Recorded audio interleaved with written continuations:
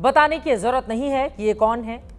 देश के आध्यात्मिक और धार्मिक संसार में इस वक्त के सबसे डायनेमिक और सबसे यंग बाबा हैं धीरेंद्र कृष्ण शास्त्री। बहुत कम वक्त में बहुत तेजी से उभरे हैं। दावा है कि इन्हें हनुमान जी की सिद्धियां प्राप्त हैं।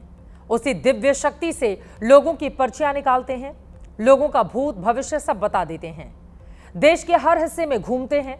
इनके बड़े बड़े पंडाल लगते हैं जिनमें लाखों की हाउसफुल भीड़ रहती है। शुरू में सिर्फ दरबार लगाते थे, लेकिन अब हिंदू राष्ट्र का झंडा भी उठाते घूमते हैं। इतनी कम उम्र में शायद ही किसी बाबा ने इतनी ग्रोथ की हो, इतनी ऊंचाइयां हासिल की हो जितनी इन्होंने की हैं। बागेश्वर धाम में 300 करोड़ का अस्पताल भी बनवा रहे हैं। प्रधानमंत्री मोदी खुद उसकी नींव रखने के लिए गए थे और ये कोई छोटी बात कतई नहीं है। अब उन सवालों पर आ जाते हैं जो आज धीरेंद्र कृष्ण शास्त्री पर उठे हैं।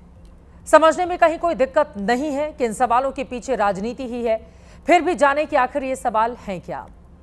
क्या धीरेंद्र शास्त्री के लिए धर्म सिर्फ एक बिजनेस है? क्या धीरेंद्र शास्त्री हर कथा के 50 लाख रुपए लेते हैं? क्या धीरेंद्र शास्त्री अध्यात्म के सिर्फ एक आर्टिस्ट हैं? क्या धीरेंद्र शास्त्री के लिए कथा सिर्फ पेड प्रोडक्ट है? क्या धीरेंद्र शास्त्री हिंदू आस्था का कारोबार करते हैं? अब आते हैं, ये सवाल उठाए किसने, किस मंशा से उठाए हैं? समाजवादी पार्टी के अध्यक्ष अखिलेश यादव ने आज आरोप लगाया कि इटावा में यादव कथावाचकों को इसलिए मारा पीटा गया क्योंकि वो गरीबों के, पिछड़ों के कथावाचक थे, बहुत लो बजट वाले कथावाचक थे। वो धीरेंद्र शास्त्री जैसे हाई प्रोफाइल कथावाचक नहीं थे जो एक एक कथा के लिए टेबल के नीचे से 50-50 लाख रुपए तक लेते हों। सुनिए। जिस परिवार को कथा करानी थी उन पे इतना संसाधन पैसा नहीं था कि लाखों रुपए वाले कथावाचक बुला लें, क्योंकि कई कथावाचक हैं जो 50 लाख रुपए लेते हैं। कोई किसी की हैसियत है कि धीरेंद्र शास्त्री को बुला ले अपने घर कथा के लिए? कोई अंडर टेबल लेगा वो बाबा पैसे? आप पता करवा लीजिए, अंडर टेबल नहीं लेते हैं वो धीरेंद्र शास्त्री क्या? इटावा में संत यादव और मुकुट यादव के मामले में अभी साफ नहीं हुआ है कि ये दोनों को उनकी जाति की वजह से ही अपमानित किया गया था या फिर जाति छिपाकर खुद को ब्राह्मण बताने पर। अखिलेश चाहते तो धीरेंद्र शास्त्री पर आरोप लगाए बिना भी कथावाचक संत यादव और मुकुट यादव का बचाव कर सकते थे, लेकिन उन्होंने यहां भी अपना पीडीए यानी पिछड़ा दलित अल्पसंख्यक फॉर्मूला आगे रखा। इसमें भी अगड़े और पिछड़े कथावाचक की, कमाऊ कथावाचक और कंगाल कथावाचक की 50-50 लाख रुपए और 500 से 2100 रुपए वाले कथावाचकों की दो कैटेगरी बनाकर नैरेटिव को आगे बढ़ाने की कोशिश की। अखिलेश ने धीरेंद्र शास्त्री पर उंगली उठाई तो उनके बचाव में बीजेपी ने अखिलेश यादव को लपेट लिया और कहा कि मौलवियों को करोड़ों की जमीनें बांटने वाले दान दक्षिणा पर ज्ञान ना दें। जो अपने दौरे हुकूमत में मौलवियों को लाखों एकड़ जमीन, हजारों करोड़ की लुटा के उस पे कानूनी हक दे देना चाहते हैं, वह दान दक्षिणा के ऊपर भी सवाल उठाना चाहते हैं। यानी अखिलेश यादव ने कथावाचकों की कमाई पर सवाल उठाए और मोहरा बागेश्वर सरकार धीरेंद्र शास्त्री को बना दिया। तो बीजेपी ने भी 2017 से पहले के पन्ने खोलने शुरू कर दिए, जब अखिलेश मुख्यमंत्री थे और मुस्लिम संगठनों को मुफ्त में जमीनें दी थी। अखिलेश के बयान देते ही धीरेंद्र शास्त्री के समर्थन में कथावाचक भी लामबंद होने लगे।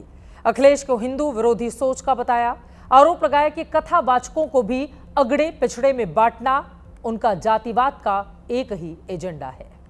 बागेश्वर सरकार हिंदुत्व पे कार्य करते हैं, सनातन पे कार्य करते हैं। हिंदुओं को एक होने के लिए लगातार प्रयासरत है और प्रयास करते हैं। ये दिक्कत है अखिलेश यादव जी को। अखिलेश यादव जी ने भागवत प्रवक्ताओं के बारे में जो टिप्पणी की है ये बहुत ही निंदनीय है। मैं उनसे पूछना चाहता हूँ कि आपने कभी भागवत क्यों नहीं कराई? जो भी प्रवक्ता भागवत करते हैं जजमान अपनी स्वेच्छा से उनको पैसा देते हैं। आपने तो, आपकी पार्टी ने राम भक्तों पर गोलियाँ चलाई तब भी आप मौन रहे। आपने हज हाउस बनवाया, करोड़ों रुपए का जो हज हाउस बनाया उसमें सनातनी हिंदुओं का टैक्स का पैसा लगाए। तो आपने सनातन धर्म के लिए कोई कार्य किया हो तो बताओ। आप कथावाचकों में भाई सबका सम्मान कीजिए। आप तो गाय काटने वालों के लिए बोल रहे हैं, आप विधर्मियों के लिए क्यों नहीं बोलते? कि आपकी जो यदुवंशनाथम जो भगवान कृष्ण ने, गोविंद ने गाय चराई, वो गोविंद की गाय की कथा करते हैं हम लोग। तो गाय की सेवा में देते हैं वो पैसा, आप तो उन आगे आपको बताएंगे कथावाचकों के नाम पर अगड़ा पिछड़ा करने में अखिलेश क्या फायदा देख रहे हैं, क्या इसके पीछे 2027 का चुनाव है। लेकिन उसके पहले जानते हैं कि क्या देश में वाकई धार्मिक आध्यात्मिक इंडस्ट्री चल रही है। भारत एक धर्म भीरू देश है, सारे धर्मों के लोग यहां रहते हैं, लेकिन भारत के धार्मिक और आध्यात्मिक मार्केट में इस समय विभिन्न धर्मों के कुल कितने कथावाचक और प्रवचनकार हैं, इसका कोई आंकड़ा नहीं है। ऐसा भी कोई आंकड़ा नहीं है कि इनमें से कौन सबसे महंगा और कौन सबसे सस्ता है। ना ही कोई ऐसा डेटा उपलब्ध है कि रामकथा या भागवत कथा करने वाले किसी भी कथावाचक की फीस या कहें दक्षिणा कितने रुपए से लेकर कितने रुपए तक जाती है। सीधे सीधे व्यक्ति और समाज की इच्छा और उसकी दान करने की क्षमता का यह मामला है। और इस रिलीजियस एंड स्पिरिचुअल इंडस्ट्री में सिर्फ हिंदू कथावाचक ही नहीं, एक बड़ी संख्या में मौलवियों और उलेमाओं और चर्च के पादरियों की भी है। हिंदू बहुल देश में तकरीरें और प्रेयर सत्संग की तुलना में कम होती हैं, फिर भी इनका वजूद है। एक रिसर्च है कि 2024 में भारत में धार्मिक और आध्यात्मिक बाजार लगभग 4.88 लाख करोड़ था। अगले 10 साल में इसमें सालाना 10% की बढ़ोतरी का अनुमान है। अनुमान है कि 2034 तक भारत का धार्मिक और आध्यात्मिक बाजार 12.66 लाख करोड़ रुपए का हो जाएगा। ऐसा अनुमान है कि इस आध्यात्मिक और धार्मिक अर्थव्यवस्था में सब कुछ शामिल है। बड़े बड़े मंदिरों में चढ़ने वाले चढ़ावे से लेकर सत्संग में जमा होने वाली दक्षिणा और धार्मिक ट्रस्ट को मिलने वाला चंदा भी। दावा है इन्हें पैसों से परमार्थ भी इन्हीं पैसों का किया जाता है। इनमें कोई शक नहीं है कि मौजूदा धार्मिक और आध्यात्मिक बाजार में बागेश्वर सरकार यानी धीरेंद्र कृष्ण शास्त्री के इस वक्त सबसे ज्यादा डिमांड है। उनके पंडाल भव्य होते हैं, उनके कथाओं का तामझाम भव्य स्तर पर होता है। नेता अभिनेता उद्योगपतियों सब में लोकप्रिय हैं। लेकिन एबीपी न्यूज की रिसर्च टीम की पूरी छानबीन में भी ऐसा कोई प्रमाण नहीं मिला कि वो हर रामकथा के 50-50 लाख रुपए लेते हैं।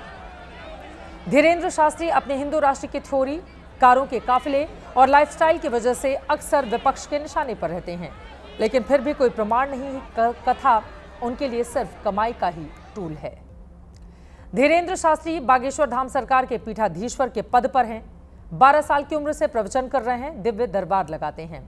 मीडिया रिपोर्ट है कि हर कथा के 3.5 लाख रुपए लेते हैं। महीने में सिर्फ 3 कथा करते हैं, एक कथा 10 दिन चलती है। मीडिया रिपोर्ट है कि शास्त्री के ट्रस्ट की नेटवर्थ सिर्फ 20 करोड़ रुपए की है। दावा है कि जितनी दक्षिणा मिलती है समाज कार्य में लगा देते हैं। इसी पैसे से 218 करोड़ रुपए लागत का कैंसर अस्पताल बनवा रहे हैं। इसी दान दक्षिणा से बागेश्वर धाम में निःशुल्क अन्नपूर्णा रसोई भी चलती है। दान के पैसों से हर साल गरीब बेसहारा लड़कियों की शादी करवाते हैं। इसी दान के पैसों से वैदिक गुरुकुल की स्थापना भी करने जा रहे हैं। धीरेंद्र शास्त्री को सोशल वर्ल्ड का भी बाबा माना जाता है। फेसबुक पर उनके 8.7 मिलियन और यूट्यूब पर 10 मिलियन सब्सक्राइबर हैं, लेकिन इसका भी कोई ब्यौरा नहीं है कि इससे क्या कमाई हो पाती है और कहां खर्च किया जाता है। तो धीरेंद्र कृष्ण शास्त्री हर रामकथा के 50-50 लाख रुपए लेते हैं या नहीं, इसका जवाब 2 ही लोग दे सकते हैं। या तो खुद धीरेंद्र कृष्ण शास्त्री सामने आकर बताएं, या फिर अखिलेश यादव खुद 50-50 लाख रुपए की रसीदें या बैंक ट्रांजैक्शन की स्टेटमेंट अगर वो दिखा दें, क्योंकि आरोप उन्हीं के हैं। अब हम इस खबर के आखिरी हिस्से पर आते हैं। आखिर अखिलेश ने धीरेंद्र शास्त्री के इटावा के 2 यादव कथावाचकों से तुलना क्यों की? इसे विवाद को अगड़ा कथावाचक वर्सेस पिछड़ा कथावाचक का रंग रूप देने में क्या उन्हें कोई सियासी फायदा मिलेगा? एक अनुमान है कि इस विवाद को अगड़ा वर्सेस पिछड़ा बनाकर अखिलेश 2027 के लिए उस गैर यादव पिछड़े वोट को भी अपने साथ लाना चाहते हैं, जो पिछले 2 विधानसभा और 2 लोकसभा चुनावों के दौरान बीजेपी के साथ बंधा रहा। यूपी में आबादी का सीधा सा गणित देखें तो सवर्ण 18%, ओबीसी 42%, दलित 21%, मुसलमान 19% हैं। इनमें सवर्णों की वोट बैंक पर 10 से 15 सालों से भारतीय जनता पार्टी की एक तरफा पकड़ है। ओबीसी की बात करें, यह बटा हुआ है। गैर यादव ओबीसी पर एनडीए की पकड़ मजबूत है। ऐसे में माना जा रहा है कि अखिलेश ब्राह्मणों पर वार करके गैर यादव ओबीसी को अपने पाले में लाना चाहते हैं, और यही उनकी रणनीति भी है।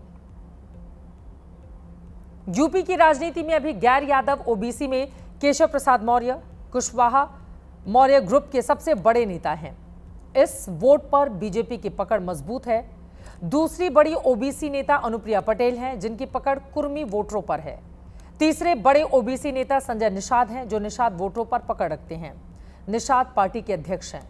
चौथे बड़े पिछड़े नेता ओम प्रकाश राजभर हैं, जो अति पिछड़ी जाति के राजभर वोटरों पर मजबूत पकड़ रखते हैं। 2022 के विधानसभा चुनाव की बात करें, मौर्य कुशवाहा समाज के 64% वोट एनडीए को और 22% वोट समाजवादी पार्टी को मिले थे। 66% कुर्मी समाज का वोट एनडीए को, 25% समाजवादी पार्टी गठबंधन को मिला था। निषाद ग्रुप के 63% वोट एनडीए को, 26% समाजवादी पार्टी को गए थे। अन्य पिछड़ी जातियों के 66% वोट एनडीए को, 23% समाजवादी पार्टी गठबंधन को मिले थे। अखिलेश अब बीजेपी के इसी मजबूत जोड़ को तोड़ने के लिए ही पीडीए पॉलिटिक्स को धार दे रहे हैं और इसी में उनकी रणनीति है कि ब्राह्मण को टारगेट करो ताकि जो ओबीसी दूसरी तरफ हैं वो भी उनके साथ आ जाएं। धीरेन्द्र शास्त्री पर निशाना इसी पॉलिटिक्स का पार्ट लगता है, इससे ज्यादा और कुछ भी नहीं।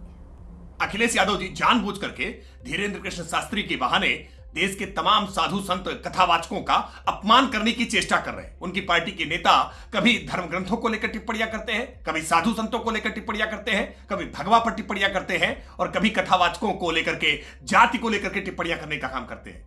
अखिलेश यादव जी, आपकी ये कोशिश समाज को बांटने वाली है, विभाजनकारी है।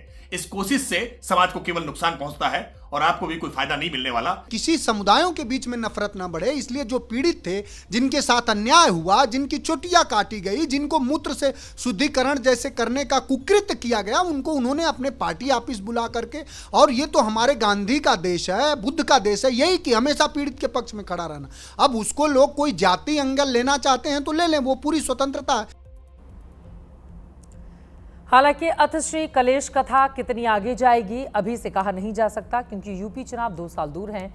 बहरहाल हम भी इंतजार कर रहे हैं और आप भी इंतजार कीजिए कि धीरेन्द्र शास्त्री अखिलेश के आरोपों पर क्या देते हैं जवाब और किस अंदाज में देते हैं।